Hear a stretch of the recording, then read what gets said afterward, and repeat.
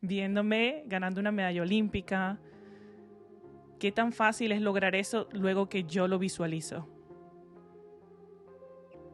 Aquí es importante hacer énfasis en que el visualizar a veces, o bueno, creo que hoy en día se confunde con esta palabra de manifestar, ¿no? Okay. Ahora la gente manifiesta cosas, Sí. pero son cosas diferentes. El visualizar se enfoca en lo que depende de ti, se enfoca en intentar controlar algunas cosas controlables, como nuestros movimientos, nuestra técnica, nuestras emociones, nuestros pensamientos. Pero no se enfoca en los resultados que eso va a dar, sobre todo a un nivel tan grande como ganar. Eso hay miles de factores que no dependen de ti. ¿Se puede entrenar eso? Sí, esto justo es de lo más común. 9 de cada 10 deportistas va a rendir mejor en su entrenamiento que en su competencia. Oh, wow. ¿Crees tú que debe verse el entrenador también con un psicólogo deportivo en conjunto con el atleta si quieren lograr un buen beneficio entre los dos? Totalmente, totalmente. Recientemente hemos estado dando algunas pláticas para entrenadores con la intención de que ellos sean quienes primero acuden a un trabajo psicológico y no meramente deportivo, un trabajo psicológico personal. Y es muy interesante porque se dan cuenta que los reflectores también están en ellos y en que ellos cuiden su salud mental antes que quieran cuidarla de alguien más. Conoce a José, licenciado en Psicología Clínica y máster en Psicología del Deporte y de la Actividad Física. Ha colaborado con más de 300 deportistas de distintos niveles y disciplinas, desde novatos hasta campeones mundiales, ayudándolos a alcanzar su máximo potencial. Es fundador de Óptimamente, donde brinda consulta y preparación psicológica del alto rendimiento. Este episodio es patrocinado por... En Jesse Pinto Store, cada pieza es sinónimo de éxito. Diseñan traje de baños y ropa deportiva. JP es una marca para atletas que personaliza tus ideas y las convierte en realidad. Descubre sus prendas en Jesse Pinto Store. Vístete de actitud, vístete JP. The Spirit of the Rainforest. Acompaña a la doctora Rosa Vázquez en un viaje al corazón del Amazonas, donde la ciencia y la sabiduría ancestral se encuentran. Disponible en Amazon. José, ¿cuál es tu misión con Óptimamente? Bueno, Yanel, mi misión con Óptimamente siempre ha sido inspirar a la gente a que haga actividad física, principalmente que haga actividad física, que haga deporte de la manera más sana y más sostenible posible. Obviamente, desde mi perspectiva como psicólogo, pues intentar cuidar la parte mental en la medida de lo posible, pero con la finalidad de que si la gente haga deporte, la gente le encante hacer el deporte y lo haga para toda la vida. Esa siempre es mi misión. Y con los deportistas, que ya pues estamos en este mundo siempre, que nos mantengamos haciéndolo toda una vida, en diferentes niveles, pero que no dejemos de hacerlo. Okay. ¿Por qué elegiste la psicología deportiva? ¿Cuándo dijiste, esto es lo que quiero hacer? ¿Fuiste atleta anteriormente? Sí, yo juego y jugué hockey sobre hielo en alto rendimiento. Y bueno, ahora lo juego ya como hobby, intento llevarlo al mayor nivel posible para mí, pero cuando era seleccionado nacional acá en México, pues me daba cuenta lo diferente que era cuando yo me preparaba mentalmente para un partido a cuando no lo hacía, a cuando simplemente llegaba, jugaba, sí sentía una diferencia importante en cómo rendía. Yo en ese entonces no tenía idea de que eso se llamaba psicología deportiva o que había alguien que ya lo había estudiado, pero lo hacía de manera intuitiva y coincidió un poco en mi vida que fui ya empezando, ya estaba en la carrera de psicología, entonces de pronto fui escuchando esto de la psicología deportiva a través de un maestro que tuve. Y bueno, me empecé a dar cuenta que esto que ya hacía intuitivamente tenía un nombre, tenía una ciencia detrás, tenía estudio detrás. Y fue cuando empecé a decir, bueno, hay un mundo en donde se conecta mi pasión por el deporte, lo que ya estoy más o menos haciendo y sobre todo las respuestas que quiero tener. Hay alguien que ya lo ha trabajado, entonces ahí fue cuando decido pues también especializarme en psicología deportiva. Okay.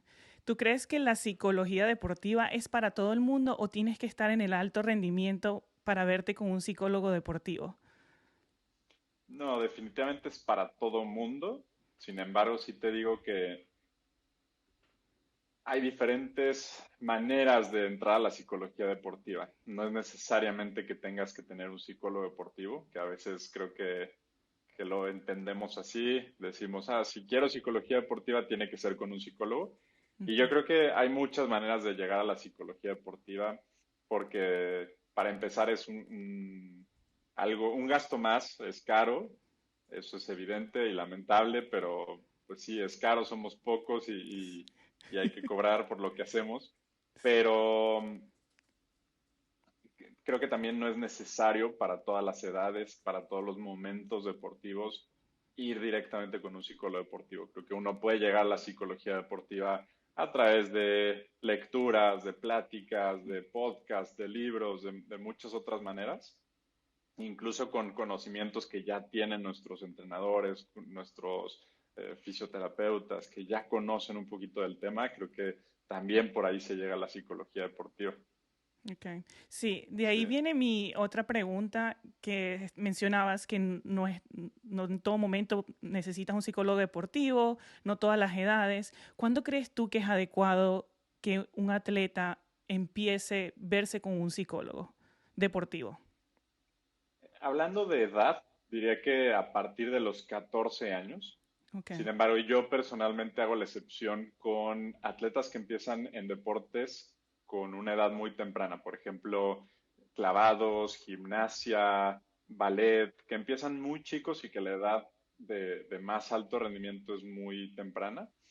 Ahí creo que es importante que tengan un psicólogo deportivo desde más chicos. Sin embargo, creo que una edad, por poner un estándar, y siempre hay dependes, ¿verdad? Pero Ujú. diría que es a partir de los 14 años y ya teniendo también un poquito esta madurez competitiva, cuando ya Sí. empezamos a ir a competencias, porque a veces igual y tengo 15, 16 años, pero no he competido nunca o quizá he competido solo un par de veces, te diría o sugeriría ahí llega la psicología por otros lados, tal vez todavía no es el momento de buscar un psicólogo deportivo, a menos que sí esté habiendo alguna situación de emergencia que haya que resolver lo antes posible. Y ojo, estar nervioso antes de una competencia no es emergencia, Es ¿no? normal. Pero es normal o que haya dudas antes de competir, eso no es una emergencia porque muchas veces papás me escriben, me urge un psicólogo deportivo porque mi hijo va a empezar a competir y tiene Ujú, miedo. ujú. De eso se trata el deporte y eso es lo Sí. normal, no es una emergencia por la que ya haya que meter a un niño a un trabajo psicológico. O sea, ahorita que mencionas eso, quisiera hacerte otra pregunta que viene con respecto a eso. ¿Qué tipo de problemas dirías tú que ya hablamos de la edad, pero olvidémonos en este momento de la edad, de que tú crees que es un problema ya de verse con un psicólogo deportivo? Porque muchas veces pasa, como mencionabas, de los padres. Muchas veces los padres queremos que nuestros hijos hagan deporte o que, no sé, mira, es que mi hijo no quiere nadar. Entonces voy a buscar un psicólogo deportivo para que lo convenza a nadar. ¿Sí me entiendes? Ujú. ¿Eso sería un problema de verse con un psicólogo deportivo? ¿O cuándo crees tú que ya tú dices, ok, ya este es un problema? ¿Y qué tipos de problema hay para ya empezar a verse con un psicólogo deportivo? La mayoría de deportistas identifica problema cuando no están dando el rendimiento que les gustaría. Ok. Entonces diría que ese es el primer momento de cuando un deportista ya quiere buscar un psicólogo, ¿no? Cuando no está teniendo el resultado que le gustaría o las sensaciones que le gustaría tener en su deporte. Pero además de eso, sobre todo hablando más de niños, que son los papás quienes Sí. buscan la ayuda, diría que es cuando lleva mucho tiempo sin querer hacer deporte, sin querer hacer esa práctica deportiva. Igual y ya estamos insistiendo mucho en que se metan a nadar, ya han pasado 3 meses y no lo logramos, o que ya está nadando y justo se quiere salir, Ok. ¿no? Y llevamos también varios meses en los que se quiere salir, se quiere salir, se quiere salir, es ahí donde ya identificaríamos un problema que hay que ver cómo se soluciona, que la mayoría de veces es simplemente cambiarlos de deporte, pero a veces sí hay temas un poquito más de fondo que tenemos que trabajar. Otra situación que consideraríamos emergencia sería cuando el deporte está afectando otras áreas de la vida de la persona, ¿no? Cuando ya está afectando el cómo duerme, el cómo come, el cómo convive con otras personas. Cuando esas áreas ya se están viendo afectadas, también ya creo que es un buen momento, una buena señal de buscar una ayuda externa. ¿Te ha tocado alguna vez como que algún padre que te haya buscado, mira, quiero que mi hijo, no sé, siga nadando y te ha tocado ser como decir, aquí el problema no es como el atleta, sino el padre? ¿Te ha tocado algunos casos o cómo manejarías eso? Lamentablemente muchos, y para todos los papás que nos escuchan, sí, Sí. es lamentable que la mayoría de veces el problema es de arriba, ¿no? De Ujú, los padres, de cómo insisten, de cómo estresan a los niños, las exigencias que ponen y las expectativas que ponen en ellos. Entonces, la gran mayoría de niños que se quieren salir de su deporte, hoy lo sabemos y lo sabemos a nivel estadístico, a nivel, ahora sí. sí que es científico, sabemos que la gran mayoría de niños que van a abandonar el deporte van a ser por las exigencias de entrenadores, pero sobre todo de papás. Ujú, sí. Sí, Sabes que leí algo así de eso, que creo que los niños que abandonan el deporte, hay una veraje, no tengo ahorita exactamente cómo es, pero sé que creo que a los 13 años ya abandonan el sí, deporte, ya sea por presión de padres, entrenadores o cómo se ven físicamente, las mujeres en especial, porque se quieren ver bonitas y quizás el deporte, ¿sabes? No, este tipo de cosas que te dicen, por ejemplo, en natación te dicen, se te va a poner la espalda ancha y te vas a ver horrible, se te va a mojar el cabello, se te va a dañar el cabello. Entonces, hay muchos niños que pasan por estas etapas y a los 13 años abandonan el deporte. sí. Entonces, Creo que con las niñas, de hecho, es un poco antes, creo que por ahí de ok, los 11 años, no recuerdo wow. también el dato, pero a partir de los 11, 13 años, cuando ya empieza la adolescencia, se abre esta ventana y lamentablemente el 80% aproximadamente de los niños van a salirse del deporte. Oh, wow. Y si cuestionas a todos esos que se salen, ¿por qué se salen? La gran mayoría va a ser por la falta de diversión que Ok. tenía cuando empezaron, Ujú, evidentemente por el nivel de exigencia y las expectativas. ok. Ahí tú recomendarías, por Sí. ejemplo, un padre desesperado que yo diga, vamos a suponer, tengo un hijo de 13 años y me dice, ya no quiero seguir más en este deporte. Ahí tú recomendarías, como decir, vamos a vernos un psicólogo deportivo o lo llevarías como un psicólogo más personal, como diferente. No sé cuál es la diferencia. Eh, sí, yo siempre recomendaría primero ir con un psicólogo deportivo Ok. para que el psicólogo deportivo pueda hacer estas sugerencias en torno al deporte, en torno a la actividad física, aunque lo más probable es que haya un bagaje familiar y un bagaje personal de los papás que haya que trabajar también con un psicólogo clínico, con un psicoterapeuta familiar, eh, Ok. que dé seguimiento. No va a ser nada más una cuestión de ponerlo en otro deporte y se soluciona el problema. El problema va a Ujú, seguir. Simplemente que el psicólogo deportivo tal vez va a tener estas herramientas o este conocimiento para moverlo a una situación más cómoda, otro deporte más cómodo y a la vez ir trabajando los papás o la familia ujú, en sus temas. ok. Sí, Ahora yéndonos un poquito más hacia la parte del alto rendimiento, ¿cuál crees tú que es la diferencia que vamos. tú ves entre un atleta promedio y un atleta en la parte psicológica a nivel, digamos, que ganó una medalla en unos Juegos Olímpicos? Yo creo que es un mar de diferencias. Es un mar de diferencias y de esto me doy cuenta todos los días. Ujú, Que creemos que el que está en el podio es ligeramente diferente al que está en el puesto 50 o en el puesto 100.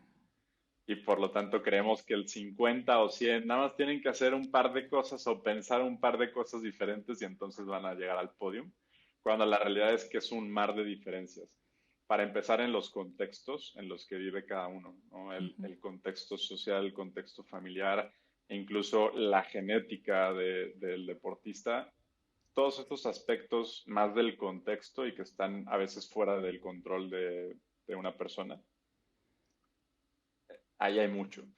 Por ujú, otro lado, sí ya cosas que dependen más de uno, como la personalidad, aspectos como la motivación más orientada hacia el éxito, no tanto orientada a evitar el fracaso, lo que llamamos el grit, ¿no? Esta perseverancia, estas ganas de esforzarse, este entendimiento distinto sobre qué es el estrés, ¿no? Como Ujú. un deportista que está en la élite entiende el estrés, es muy diferente a cómo lo entiende un número 50 o una persona que no está en el mundo del alto rendimiento, que todas estas cosas son quizá características más profundas en la personalidad, ¿sí? Pero que definitivamente se pueden modificar, se pueden cambiar con mucho trabajo.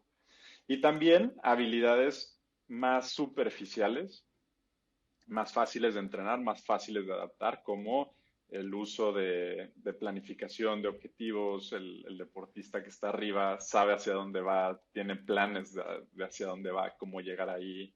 También el uso de estrategias más cognitivas, ¿no? La Ujú. visualización ahora muy conocida, muy de Sí. moda, el autodiálogo, cómo se hablan ellos mismos, que repito, no gracias a esas pocas habilidades están ahí, sino que es todo un mundo de diferencias que los hace únicos.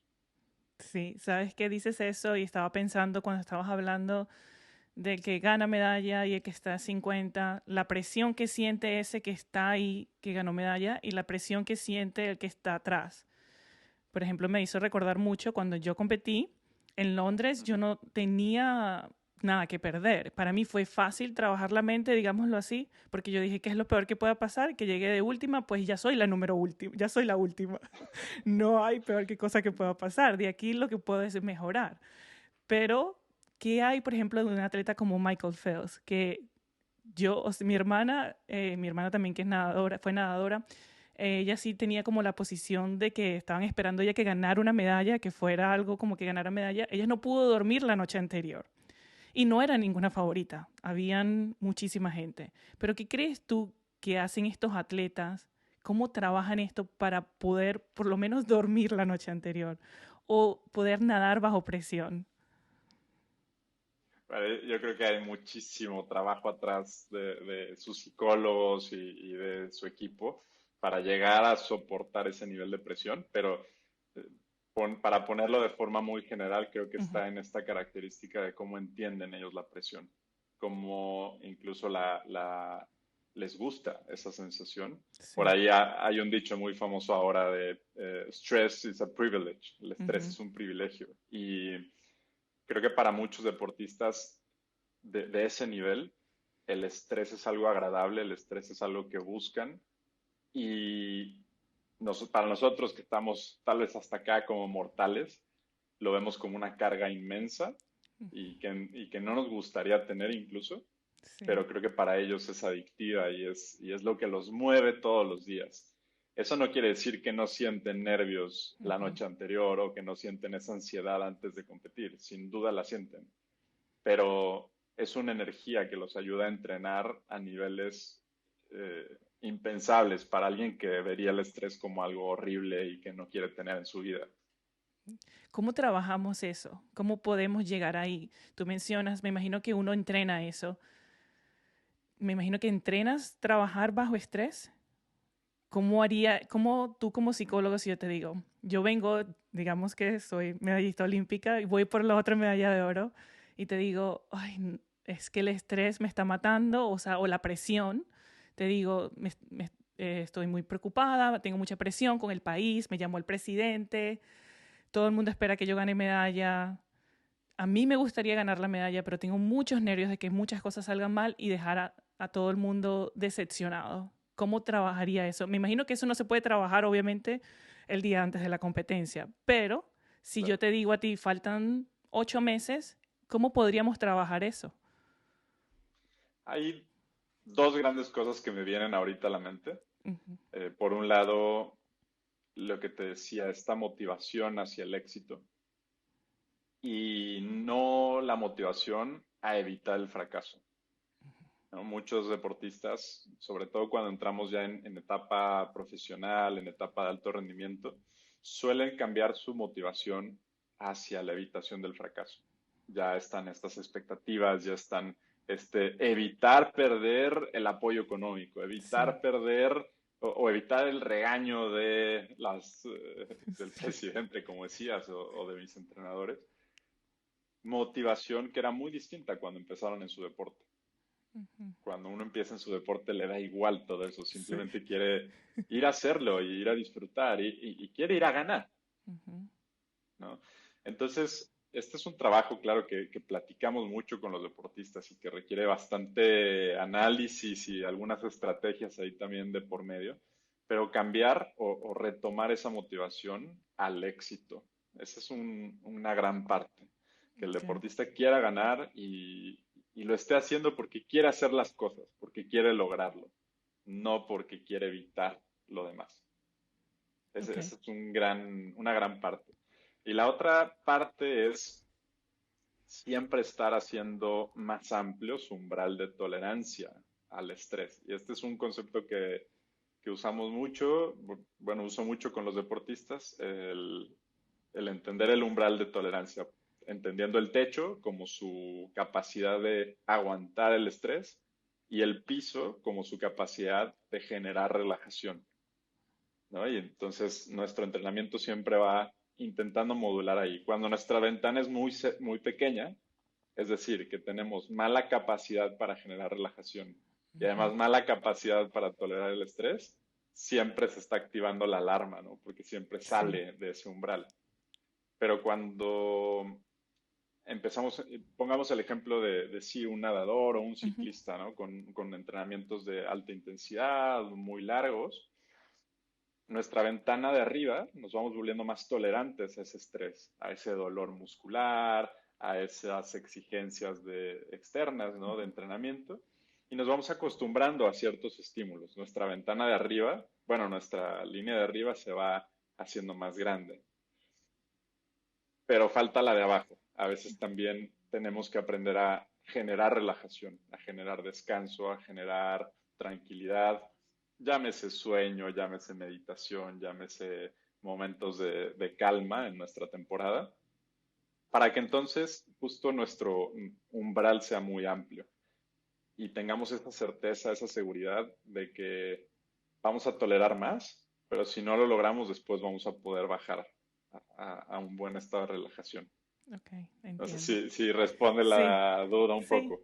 No, sí, básicamente lo que te entiendo es como, es trabajar eso, como que no quiero mencionar mucho ahorita eso porque quiero mencionarlo más adelante sobre la visualización, de que como que si logras visualizar ganando, un ejemplo, se te hace más fácil, cuando tú haces algo una vez, se hace más fácil hacerlo otra vez. Y es como cuando tú trabajas ese miedo, ya lo hice la primera vez, la segunda vez que lo voy a hacer siento un poquito menos de miedo y es como me imagino que se va abriendo ese umbral, ¿no? Es lo que estás diciendo. Es como que lo vas Claro. trabajando, lo vas entrenando, lo vas abriendo más. Tienes que aprender como a relajarte y también a saber controlar cuando estás en alta intensidad, ¿cierto? Exacto, exactamente. Entonces, si ya llegué a Juegos Olímpicos, Ujú. ok, ya mi umbral se aumentó. Después voy a ir a una competencia nacional, probablemente no voy a sentir el mismo estrés, Sí. ¿no? Porque ya soy un poco más tolerante. Pero Ujú. después, cuando mi objetivo sea ganar Juegos Olímpicos, mi nivel de estrés, bueno, me va a exigir mayor tolerancia y voy a tener que destapar ese nuevo nivel hacia arriba.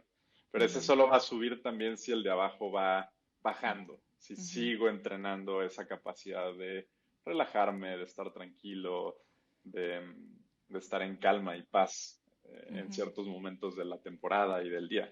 Sí, sabes que es muy curioso. Aquí en los Estados Unidos, no sé con otros deportes, pero sé con la natación compiten constantemente.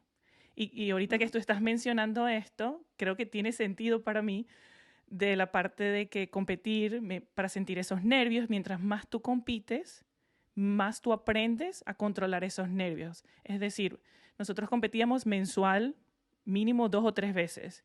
Y muchas veces en natación tú puedes usar esos trajes de baños que te ayudan a nadar más rápido o los de entrenamiento que son un poquito más pesados. Y los entrenadores nos decían, vas a competir con los más pesados y vas a tratar de llegar al lado de esa otra chica que es la que te gana. Y era como que trabajar esa mente de la parte de como que siempre estás compitiendo, ganaste o no ganaste, es como que tratar de pensar en ti más que todo y en la marca. Y muchas veces esas competencias, muchos atletas les va mucho mejor que en una competencia cuando tienes el trabajo que te ayuda a nadar más rápido. que tienes todo lo perfecto, comiste bien, dormiste bien y esa competencia que no le prestaste mucha atención, que tenías todo, hiciste mejor marca que, que la otra competencia. Entonces esto te ayuda, te enseña a que, ok, ¿qué pasó aquí? Porque aquí me puse mucha presión, quizás, no sé qué, estaba buscando esto y aquí estaba disfrutando más, no me importaba tanto. Entonces creo que Exacto. tiene relación con lo que me estabas contando ahorita. Que creo que yo Sí, siempre me sí. preguntaba, ¿por qué competimos tanto? Y creo que esa es la respuesta. Claro, sí, y creo que es, bueno, actualmente me parece que, que muchas veces de la parte mental, el aporte tanto de psicólogos o de lo que solemos escuchar de la parte psicológica tiene que ver con relajación, ¿no? Aprender a relajarnos, aprender a meditar, aprender a hacer journaling para Sí, relajarnos, que claro, hay gran momento para hacer todo eso, pero creo que en el deportista también importa mucho la parte de arriba, el seguir subiendo nuestros umbrales de tolerancia y seguir exponiéndonos a diferentes estresores, claro, en su medida justa, ¿no? Y en el momento justo, pero siempre tenemos que estar subiendo esa barra de tolerancia. ok. ¿Cuáles crees tú que son los abusos psicológicos que existen de parte de los padres hacia el atleta? Uf, un montón.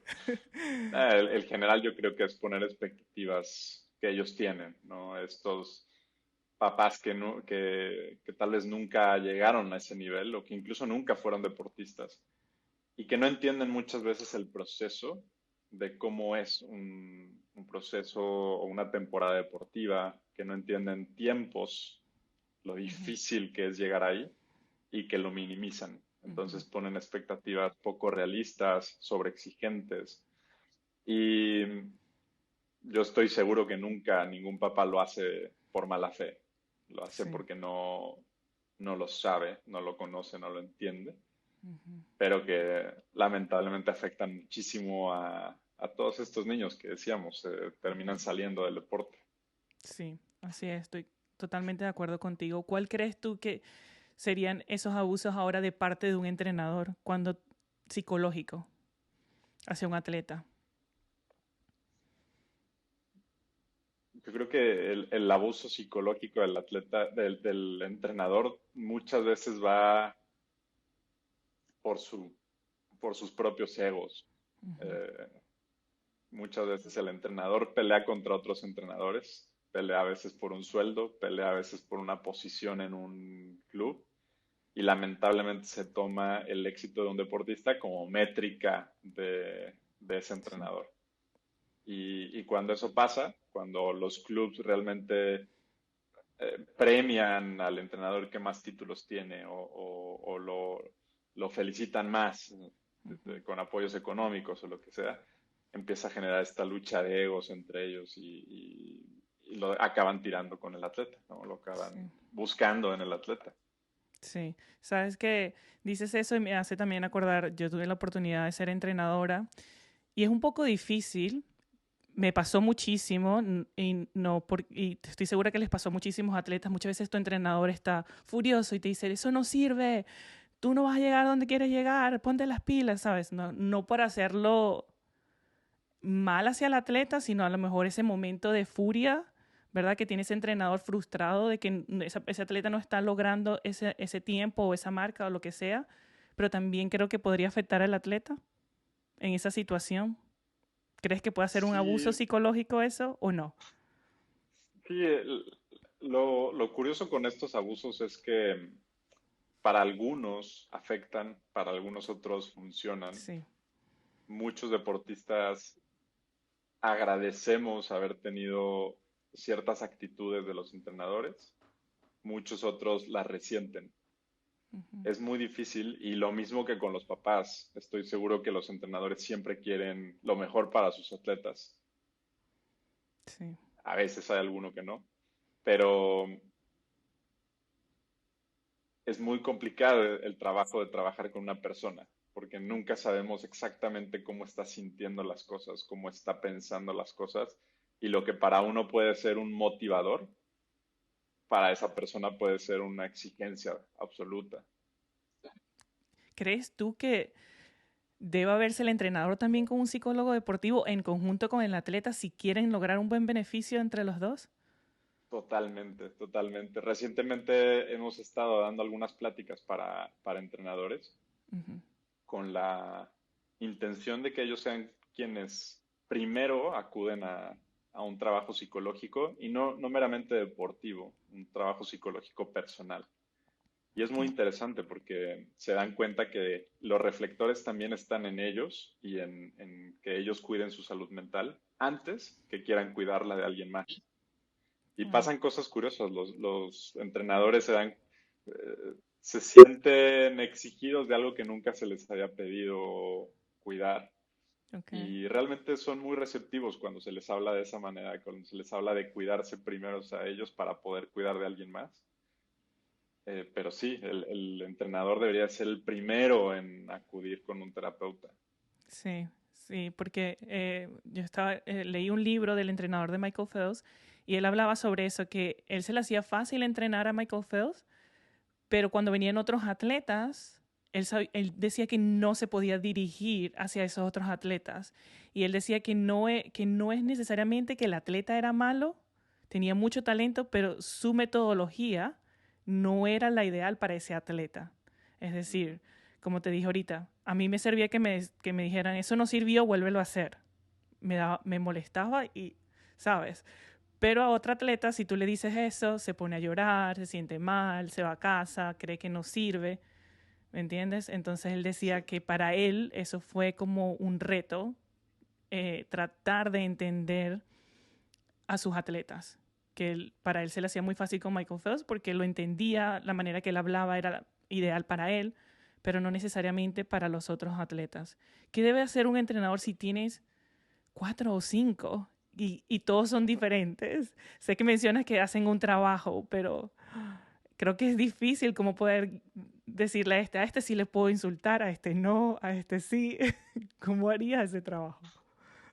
No tengo la respuesta porque siempre he batallado con la ideología de algunos entrenadores, sobre todo los más viejos, ¿no? Los más Ujú. grandes que dicen, los deportistas o el equipo se tiene que adaptar a mí, se tiene que adaptar a mis modos.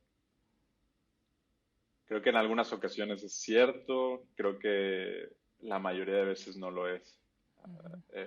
Los entrenadores, parte de sus habilidades de coaching tiene que ser el adaptarse y el adaptar su mensaje. El método no es el que tiene que cambiar, la metodología del entrenamiento no es la que tiene que cambiar. Ujú. Tiene que cambiar la forma en la que transmites el mensaje con el A, con el B, con el C. Y, y creo que es una habilidad. Y como todas las otras habilidades que tiene un coach, es una habilidad que hay que seguir entrenando. Creo que Ujú. nunca vas a llegar a la respuesta correcta y a Sí. la respuesta, ¿cómo se dice? Al estándar, algo que te aplique para todos. Siempre vas a tener que tener esa curiosidad por ver qué funciona, qué no funciona, con quién sí, con quién no, qué día sí, qué día no. Ujú. Pero Okay. esa es una búsqueda constante, creo. ¿Qué crees tú que es ideal que debe pensar un atleta mientras compite? ¿Debe haber pensamientos o simplemente debe enfocarse, digamos, estás en el ciclismo, en tu carrera de ciclismo, natación o corriendo, cualquier otro deporte? Depende el deporte. Ok. Depende el deporte y el tiempo.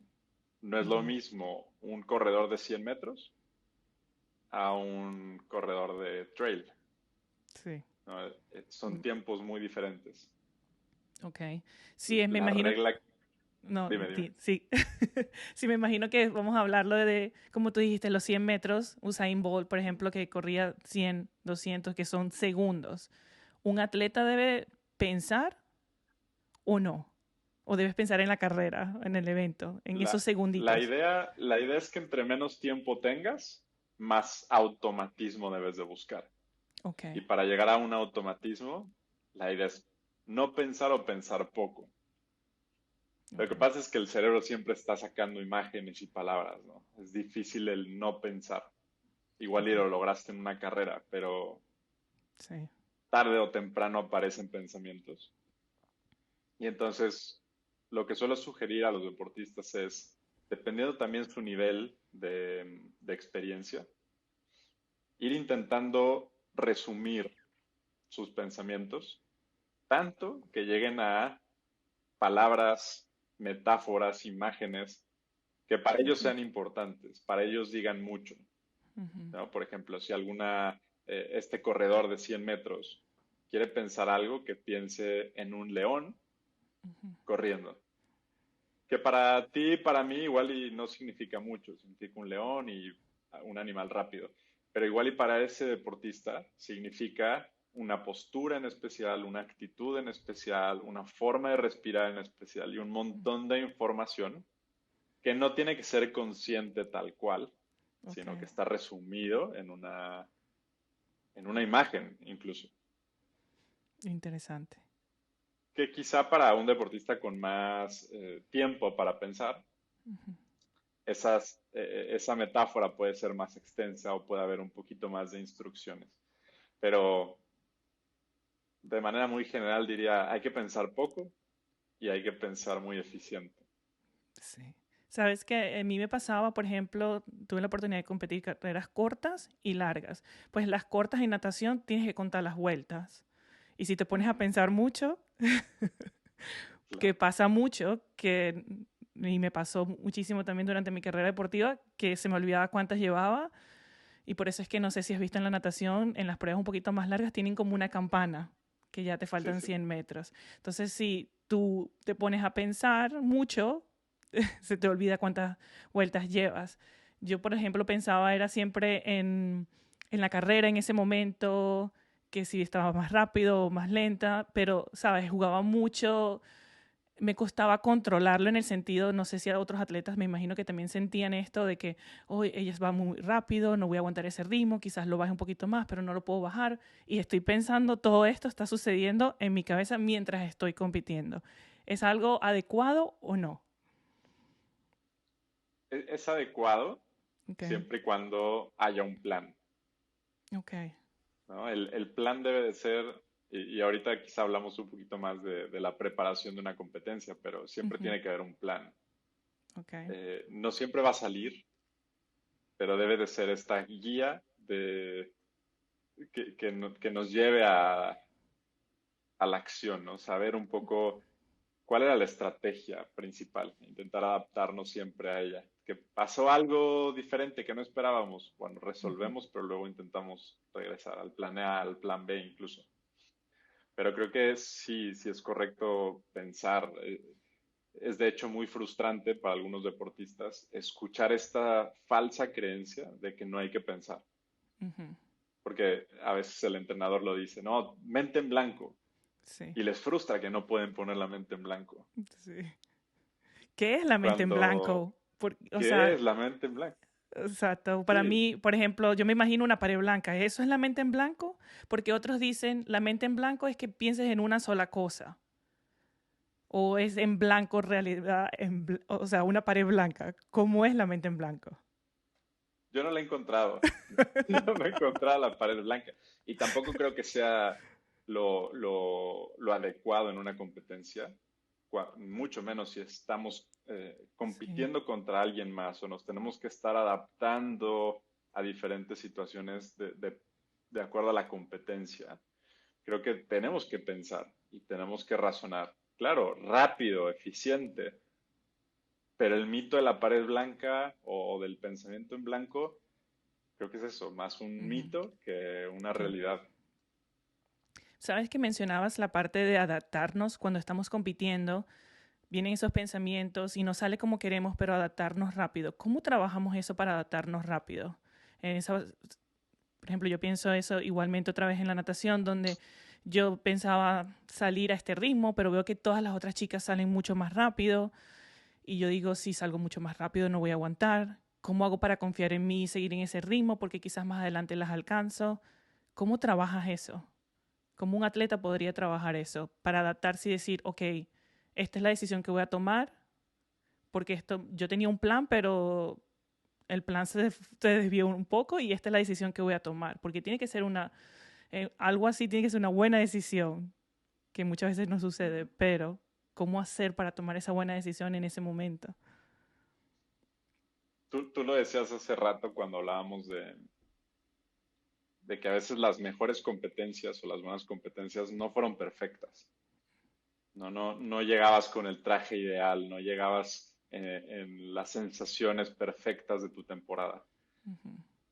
Creo que primero es hacer consciente de eso, que no necesitamos las condiciones perfectas para tener nuestros mejores rendimientos. Y por otro lado, en el día a día, creo que es importante siempre estar en esta búsqueda de estresores, de obstáculos, de dificultades que nos enseñen a adaptarnos. Por ahí el ejemplo muy famoso de este entrenamiento de Michael Phelps, que el entrenador creo que le metía agua Sí, en los lentes, goles, ¿no? O ajá. que se los quitaba, algo así pasaba y que justo fue lo que pasó en Juegos Olímpicos, pero O en el estaba... cuello, y lo llevaban en el mm, cuello, creo, sí. Ok. Y estaba adaptado a eso, sabía cómo responder y sabía que no tenía que tener la condición perfecta para dar un buen resultado. Y si esa no estaba, entonces ya no iba a poder competir. Creo que Ujú. es un mindset, es una filosofía, pero también es una acción constante que debemos de practicar en el entrenamiento. Sí. Ahorita que dices eso también me hace acordar mi hermana, cuando entrenaba, había momentos cuando le venía la menstruación, tenía dolores de vientre muy fuertes, pero tan fuertes que se quedaba pegada en la cama que no podía.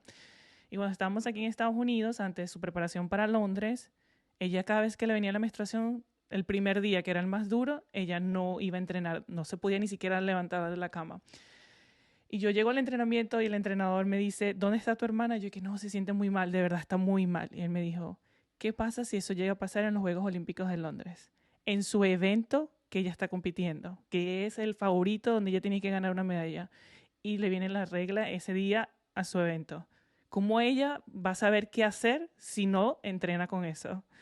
Y lamentablemente, ya eso fue al final de mi carrera, que fui aprendiendo de eso. Y yo decía, no, yo nunca trabajé nada de eso, ¿sabes? ¿Qué pasa si pasa esto? O este tipo de cosas, cómo prepararme para eso, que me hubiese gustado haberlo tenido antes. Y es por eso que hago esto hoy en día con ustedes y tú como psicólogo deportivo, para que vean lo importante que es eso. Y fue impresionante. Mi hermana, recuerdo, llegó ese día a entrenar y ella decía, no puedo, pero él tenía razón.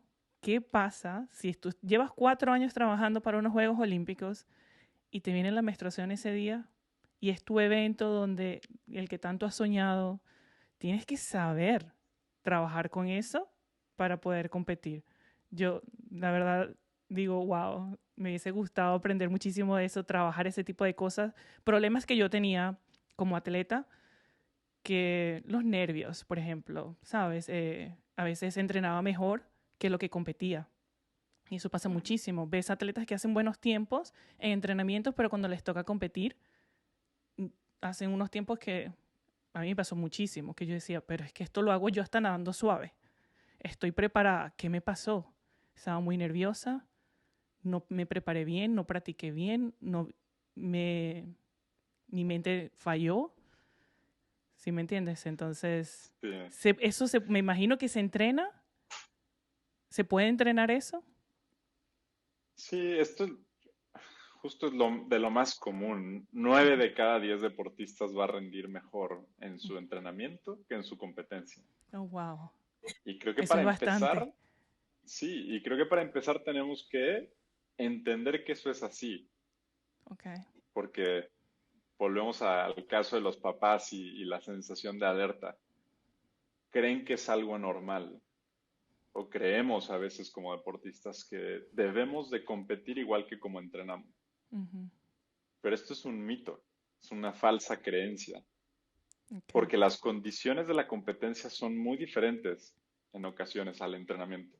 Hay factores que no están en el entrenamiento y que van a tener un efecto sí o sí en nuestras emociones, en nuestros pensamientos.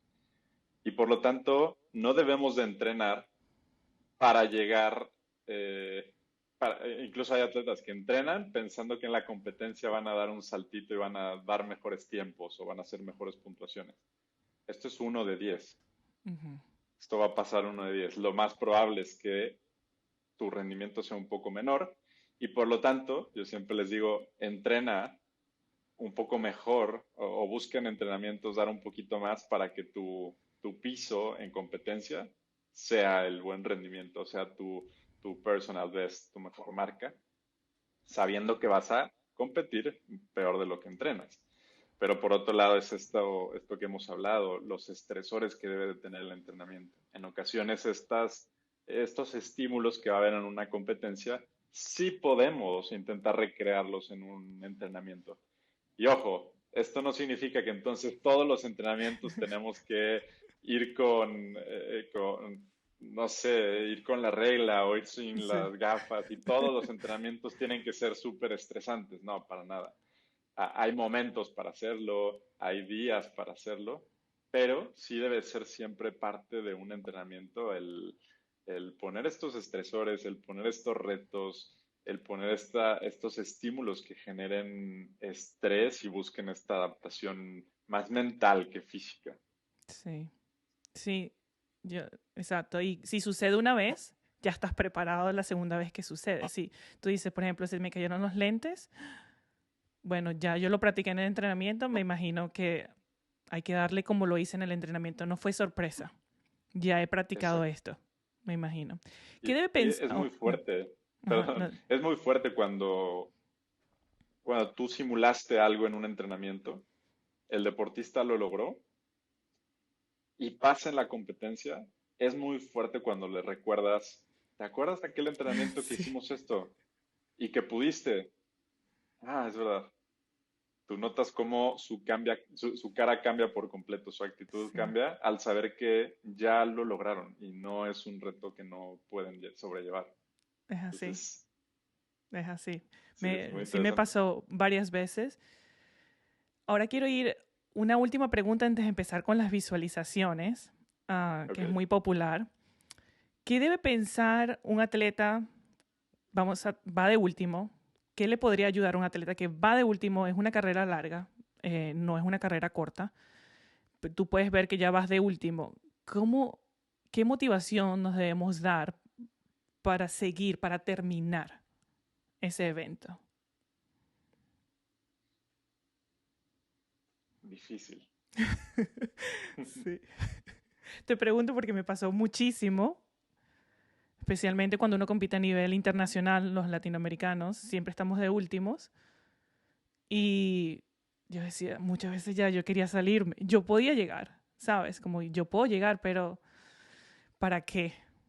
¿Para qué debo llegar? ¿Por qué debo finalizar si ya voy de última? Ujú. Regreso a la idea del plan, ¿no? El plan Okay. inicial que debe de estar este objetivo de lo que depende de nosotros.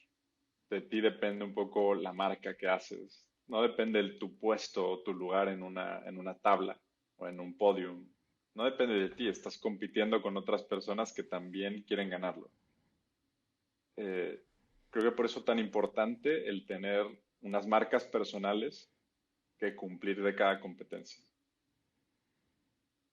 En caso de que estás de última y todavía tienes capacidad de llegar a esas marcas personales, creo que es mucho más fácil seguir.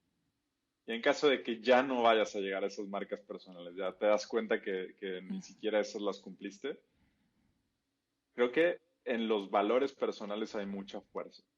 El recordar tus valores personales y el recordar lo que tú eres como deportista, ¿no? Saber que tú eres competitiva, saber que tú eres disciplinada, saber que te gusta terminar lo que empiezas. Creo que hay mucha fuerza que nos puede ayudar al menos terminar.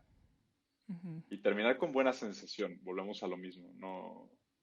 Curiosamente, a veces de malas competencias salimos con muy buenas sensaciones. Sí, es así, aprendes. Yo siento que aprendes de todas de Mm, ellas. Yo tuve la oportunidad de llegar de últimas muchas veces, pero terminaba. Pero sí me pasaba mucho por la mente donde como que ¿para qué voy a seguir? Y yo digo, bueno, se ve más feo no llegar. Es mejor llegar y terminar que no llegar. ¿Sí me entiendes? Entonces, sé que claro. les pasaba a muchos atletas eso, como que ay, ya cuando ves que no hay opción, era difícil. Pero también pasó muchas veces que iba de última y mucha gente también de que iba adelante se dieron por vencida y yo terminé haciendo mejor posición porque terminé, ¿sabes? Entonces aprendí mucho de eso. Me acuerdo que me pasó y dije, ahora en adelante, pase lo que pase, debo terminar porque nunca sabes lo que pasa este grupo que se fue adelante, que va de primero, que muchas veces se salían porque, no sé, las golpearon, o, estoy hablando de natación, ¿sabes? Como que había mucho frío, les dio hipotermia, se salieron, no terminaron, entonces al final no era la última, sino era la número 6, por ejemplo. Sí, Entonces, y es un fenómeno muy común en otros deportes. En todos los deportes, bueno, siempre uno va ujú, a quedar al último, pero siempre pasa que en las competencias pasan cosas al final, ¿no? O sea, pasan ujú, cosas que no sabías. Y muchas historias de atletas que van al último y de pronto cuando menos lo sí, esperan ya están en el podio y ni sí, siquiera se habían enterado. Pero es también esta cultura que decíamos de la adaptabilidad. Cometo un error o me doy cuenta de una mala sensación o me doy cuenta que ya voy al último, ¿cómo me adapto? ¿Cómo fluyo con esa situación y sigo con lo que estaba ujú, haciendo? sí. Pasa mucho también en las carreras que cuando corren, no sé si has visto estos videos donde los atletas se caen o les da un calambre y vamos a suponer que tu meta era llegar de primero, pero vas de quinto. Entonces resulta que el que va de segundo y el que va de tercero les dio un calambre y se cayeron. Y si no te das por vencido, llega y pasa el otro y termina quedando el otro de segundo. Eso pasa muchísimo, se ve mucho. Mucho. Obviamente no es como que vas de último de 60 y quedas de primero, pero sí se ve como que vas de quinto y de repente terminaste de segundo porque llegando se cayó, se dobló el pie, ¿sabes? Entonces, Claro. ento- Sí, y también me pasa mucho, por ejemplo, con golfistas, ok, que ya no logran la marca que ellos querían, ¿no? El número de golpes con el que ok. querían jugar. Y algunos deciden ya dejar de jugar, se salen del campo, terminan el juego. Pero alguna vez uno me decía, ya no voy a alcanzar mi marca, pero Ujú. la puedo empeorar mucho. Uy, O no. sea, y eso hace Estrategia. mucho sentido, claro. Uno, igual y ya no lograste ese tiempo que querías, Ujú, pero en caso de no seguir puede ser mucho peor, ¿no? ujú, Tu tiempo puede ser mucho peor, la sensación puede ser mucho peor que seguirlo intentando y quedar un poco por arriba del tiempo o por arriba de los golpes en el caso del golf. Mucho mejor eso a sentir que te saliste, que ujú, dejaste de intentarlo o que pegaste muchos más golpes. ujú. ¿Crees que un entrenador aquí me dijo que todo era 70% mente, 30% entrenamiento? ¿Qué opinas tú de eso? Eso me lo Yo dijo un diría que entrenador aquí en los Estados Unidos. 100% mental, cien cien por por ciento ciento mental el mente. deporte. A Ok. fin de cuentas, todo va a pasar primero por acá arriba, ¿no? Tanto la decisión de hacer una abrazada, lo que vas a pensar durante ese momento, lo consciente, lo inconsciente, todo va a pasar primero por acá arriba. Ujú, Y si en esta avenida o esta carretera de información de aquí hacia abajo hay bloqueos, hay basura tirada, hay cosas, la información no va a ser del todo buena. ujú, sí. Hoy en día es difícil, ya no vemos tan correcta esta separación que siempre hacemos, ¿no? Como de lo físico y lo mental. Ujú, Definitivamente es un conjunto. Siempre somos un organismo conjunto y todo es importante. Pero si el verlo como todo pasa por la cabeza, todo pasa por el cerebro, pues hace ver lo importante que es tener una buena cabeza entrenada. sí. He hablado con muchos deportistas. Hablé con una chica que es campeona mundial, 5 veces campeona mundial.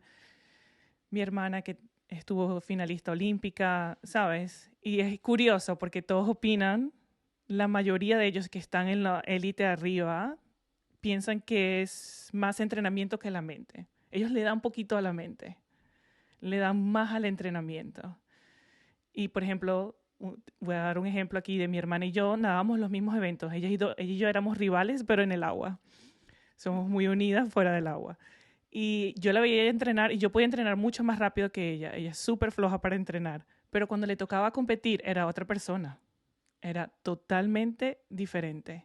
Entonces, y me parece asombroso que ella también diga, no, es entrenamiento, no es mente. O sea, ella le da menos a la mente que al entrenamiento. Y esta otra chica que hace ultramaratones también, no, no, entrenamiento. Ultramaratones es nadar por 6 o 8 horas nadando, que para mí eso es más mente que entrenamiento, porque no lo sé. Yo tuve muchas experiencias durante mi carrera deportiva donde me sentía cansada y era mental, porque cuando salía de competir, y que no estaba cansada, era que estaba desmotivada o muchas cosas pasaron por mi cabeza. Ujú. Entonces, ¿qué opinas de Es eso? un...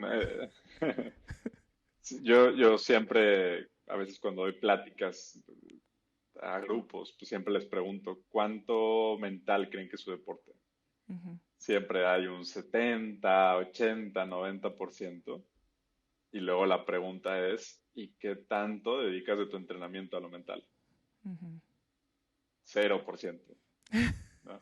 La verdad es que, aunque no vayas al psicólogo, aunque no sepas nada de psicología, si tú estás yendo todos los días a entrenar, estás entrenando la mente. Estás Ujú. haciendo cosas que entrenan tu mente. Y si te estás exponiendo constantemente a ejercicios intensos y entrenamientos duros, estás entrenando la mente. Sí. Entonces, es difícil separarlo. No deberíamos de separarlo. Siempre todo es mental, todo es físico a la vez. Definitivamente lo mental, en lo mental hay habilidades que hay que entrenar, Ujú. eso sí, hay ciertas habilidades que nos pueden hacer mejorar. Ok, entremos a la parte de la visualización. ¿Qué es la visualización? Para esos atletas que no saben. Pero yo sé que mucha O- gente ya sabe de la visualización porque se ha hablado muchísimo, está de moda hoy en sí. día. Hoy en día entendemos la visualización como imaginar una situación real, entrenarla mentalmente, intentarla recrear en nuestra mente para anticiparnos o prepararnos a esa situación. Básicamente, eh, imaginarte haciendo un movimiento, bueno, viviendo una situación en especial, resolviendo esa situación, ejecutando correctamente para cuando suceda, estar un poco listo o lista para vivirla bien. Okay. ¿Es posible visualizar algo, o sea, y lograrlo? ¿Es fácil de hacer o lleva mucho trabajo? Es decir, me visualicé viéndome ganando una medalla olímpica. ¿Qué tan fácil es lograr eso luego que yo lo visualizo? Aquí es importante hacer énfasis en que el visualizar a veces, o bueno, creo que hoy en día se confunde con esta palabra de manifestar, Ujú.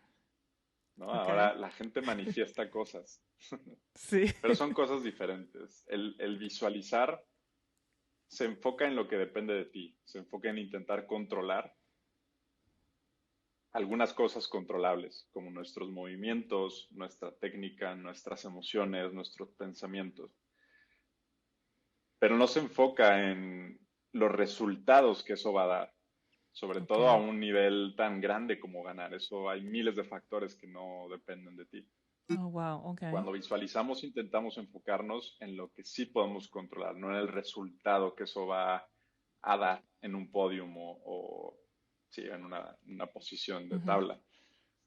Entonces, es importante hacer ese énfasis porque a veces cuando escuchan visualizar, bueno, me voy a visualizar en el podium. Está Ujú. bien hacerlo, creo que Sí. es motivante y todos debemos de tener esa meta, pero cuando realmente hablamos de la práctica de la visualización, hablamos de imaginar lo controlable, cosas Ok. que sí dependen de nosotros. ¿Cómo? ¿Cómo cuáles? Por más que tú imagines que el agua va a estar a una temperatura súper agradable, no lo vas a poder controlar y tú puedes llegar a una alberca y que esté mucho más fría de lo que esperabas o a Ujú. una aguas abiertas, pueden estar mucho más frías. Pero sí puedes imaginar cómo vas a reaccionar ante esa agua. Ok. Sí puedes imaginar ¿qué vas a pensar cuando entres y el agua esté helada? ¿O qué vas a intentar enfocarte cuando el agua esté helada? ¿Te vas a intentar enfocar en todo lo que estás sufriendo durante esa nadada? ¿O te vas a enfocar más bien en mantener una buena técnica de braceo? Eso Ujú. está bajo tu control. Y en la visualización entonces buscamos controlar la técnica, controlar las emociones, controlar la atención, controlar el diálogo positivo, imaginarlo una y otra vez para irnos acostumbrando a que vamos a entrar al agua fría y vamos a mantener la atención ahí. Ok. Sabes que nosotros hicimos unos ejercicios hace muchos años. En Venezuela nos pusieron un psicólogo deportivo y era muy curioso porque nos mandaban a acostarnos y quiero que me expliques si es correcto o no es correcto o cómo lo harías tú. Nos acostábamos y, por ejemplo, nos imaginábamos la prueba que íbamos a competir, es decir, los 100 metros. Tenías que imaginar todo, como tú estás diciendo, la salida, cómo te estabas posicionando, tu técnica. Y la idea era de que cuando tú presionabas como un reloj del tiempo que querías hacer, entonces cuando ya tú estabas listo para salir, tú presionabas y tú nadabas toda la prueba y tratabas de imaginar todo y después parabas el reloj y la idea era hacer la marca que tú realmente haces o que querías hacer. Pero realístico, obviamente no vamos a decir que si tú haces 100 metros en 10 segundos, te vas a imaginar 0 segundos. No, era como para mí, eran un minuto, mi meta era hacer 59 segundos, entonces yo me imaginaba nadando y todo eso y paraba el reloj. Nunca me funcionó, quizás porque lo hicimos como 3 veces y ya. Nunca veíamos un psicólogo constantemente, Sí. pero ¿funciona esto? Sí, es un excelente ejercicio. Yo lo trabajo mucho con todos los deportistas de velocidad.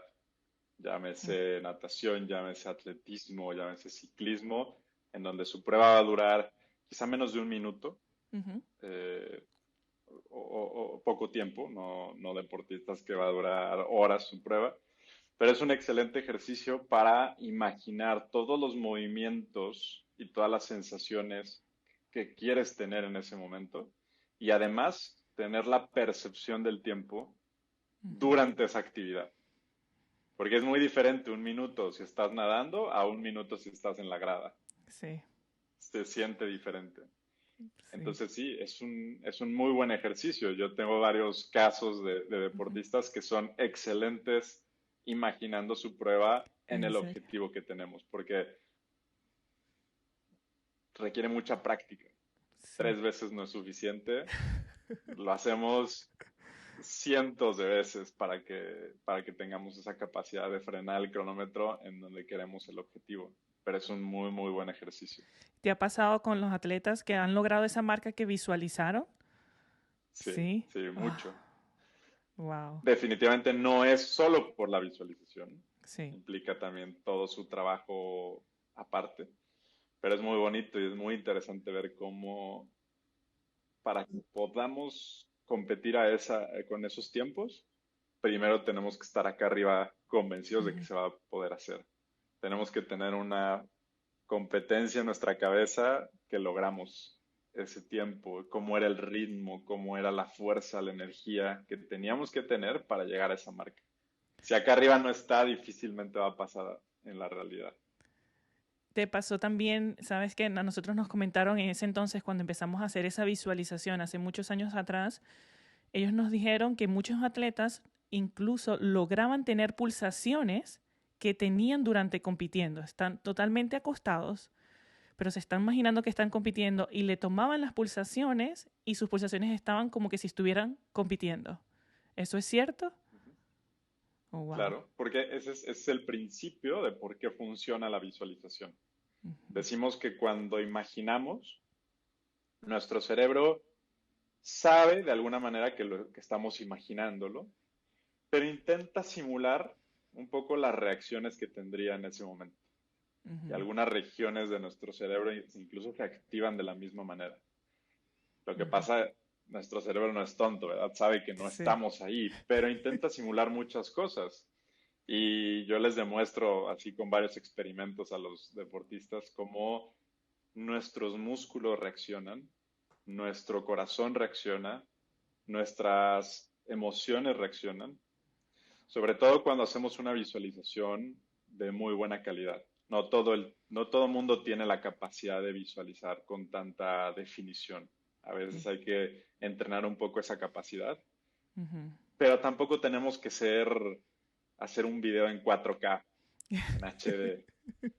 A veces con ligeras imágenes que logremos desarrollar, ya generamos efectos en nuestro cuerpo. Y ese es el principio de la visualización, porque logramos generar esas pulsaciones, logramos generar esa sensación de nervio Ujú. y entonces dentro de la visualización trabajamos en controlarlo, Ok. Y porque ahí, te y, llevo a un lugar en donde no te puedo llevar en la realidad. exacto. Y ahí es donde viene, me imagino, la parte de ya lo hiciste una vez, lo puedes volver a hacer. Si tú lo lograste en la visualización, me imagino, se te va a hacer más fácil hacerlo cuando te toque hacerlo, ¿cierto? Exactamente, exactamente. Entonces, sí, me hubiese encantado haber practicado más la visualización. Bueno, eso no quiere decir que la puedo practicar ahorita, ahorita también la puedo practicar para otras cosas, pero también mencionabas un poquito sobre la parte de que no tiene que ser 4K. Debes incluir también cosas como, digamos, barreras en esa visualización o todo tiene que ser positivo. Hay que terminar siempre, bueno, una de las sugerencias que suelo hacer es que la visualización siempre termine en positivo, es decir, siempre logramos lo que estábamos buscando. Sin embargo, no visualizar la situación perfecta. Justamente queremos visualizar obstáculos, sensaciones desagradables, momentos extraños en la competencia, pero que logramos anteponernos a ellos y que Ujú. entonces terminamos logrando el objetivo que estaba bajo nuestro control. Sí, creo que es como lo que decías del agua fría. Te puedes imaginar que el agua va a estar fría, qué vas a sentir, cómo lo vas a superar. Me imagino que eso sería algo negativo, pero te imaginas, o sea, lo visualizas como, ok, esto es como mi cuerpo debe reaccionar si me toca el agua fría. O sea, tienes que Sí, tratar de replicar, me imagino, tu evento, incluso me imagino dónde lo vas a competir, todo eso, ¿cierto? claro, otra de las características que tiene una buena visualización es que intentemos imaginar lo que escuchamos, lo que vemos, lo que olemos, lo que sentimos, intentar involucrar la mayor cantidad de sentidos que podamos para que sea más fácil sentirnos ahí y que tenga Ujú. más, más sensación, que nos provoque más sensaciones.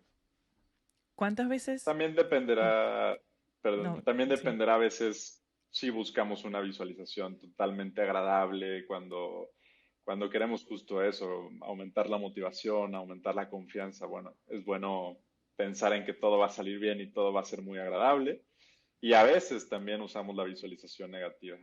Estos resultados muy difíciles que no llegan y no llegan y tenemos que perseverar, pero es Ok. pocas veces sugerido. Oh, ¿en Casi serio? siempre hay que acabar en positivo. O sea, ¿cuándo tú verías que sería buena idea trabajar esa parte, la parte negativa? Cuando esa visualización negativa. Nómbrame un caso que tú dirías, ok, hay que trabajar la visualización negativa. Cuando, por ejemplo, un adolescente, Ujú. ¿no? Un adolescente que cree que siguiendo una mala serie de hábitos, un mal entrenamiento muy deficiente, va a dar los resultados. Hacemos este ejercicio de visualización negativa de a dónde vas a llegar con esto, ¿dónde te imaginas en el peor escenario posible que te va a llevar esto. Enfermedad, tristeza, desmotivación. Y entonces, cuando regresamos de esa visualización, nos decimos, yo no quiero estar ahí. Nos ayuda un poco a activar esa motivación hacia el, entonces, ¿qué sí quiero hacer? Ok, interesante. ¿Cuántas veces a la semana crees tú que deberíamos hacer la visualización si la queremos incluir en nuestros entrenamientos?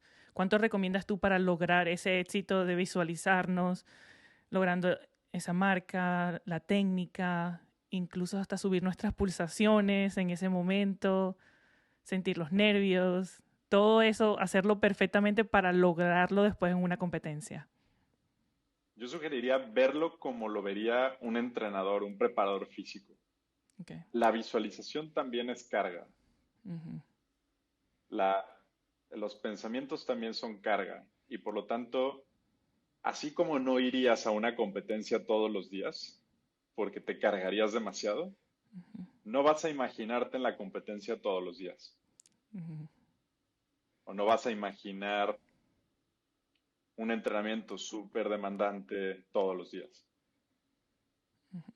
Vas a hacerlo en su medida justa, cuando quizá las cargas de la parte física están bajas, conviene aumentar estas cargas más psicológicas, pero si el entrenamiento está siendo demasiado exigente, porque estoy a 3 semanas de competencia, estoy en este pico de entrenamiento físico, en ese entonces no conviene tanto subir la carga mental también, a menos que nos dé esa posibilidad, ¿no? A menos que nos sintamos cómodos y sintamos que estamos con buena tolerancia todavía al estrés, podemos meterlo.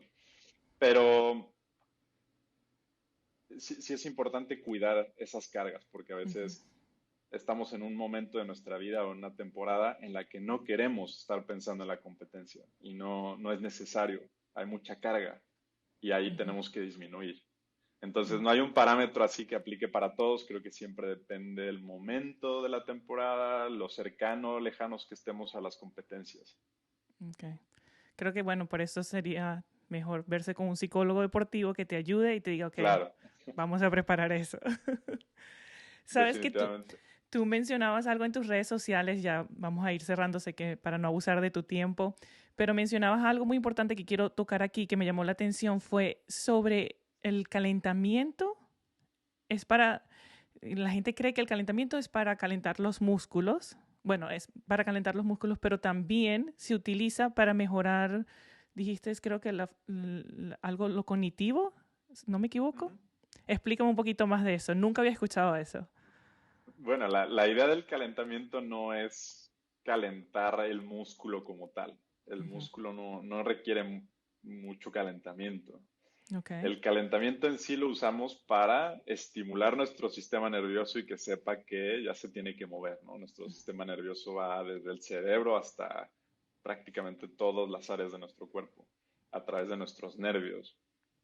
Y esos nervios, esa buena conductividad que hay en nuestros nervios, va a hacer entonces que el músculo se mueva más o se mueva menos, con mayor reacción, con menor reacción.